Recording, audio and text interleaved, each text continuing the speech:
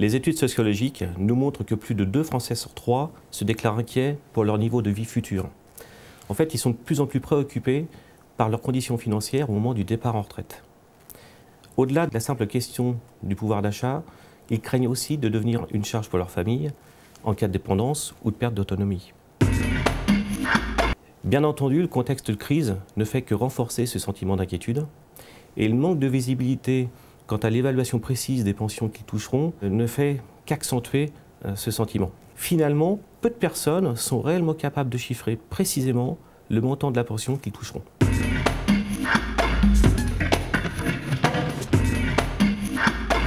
Et bien paradoxalement, même s'ils sont nombreux à avoir le sentiment de préparer leur retraite en épargnant via des investissements immobiliers, via l'assurance vie ou des livrets, rares sont ceux qui mettent en œuvre réellement une stratégie dédiée à la retraite.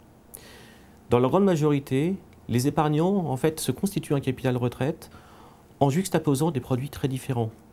Mais ils ne suivent pas une stratégie dédiée à la retraite au risque de connaître quelques déceptions le moment venu.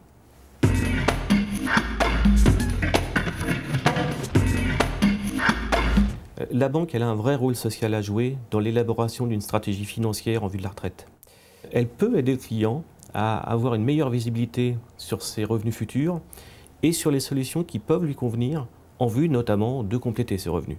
Elle doit l'aider à décrypter les conséquences de la réforme 2010 et lui permettre d'effectuer des choix personnalisés qui seront tout simplement adaptés à sa situation.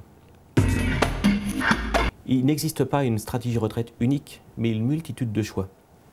Et chacun de ces choix doit être fait en fonction de ses projections de revenus et de ses propres projets futurs. Une retraite, ça se prépare à tous âges. Mais les moyens et les objectifs ne sont pas les mêmes à 35, 40 ou 50 ans.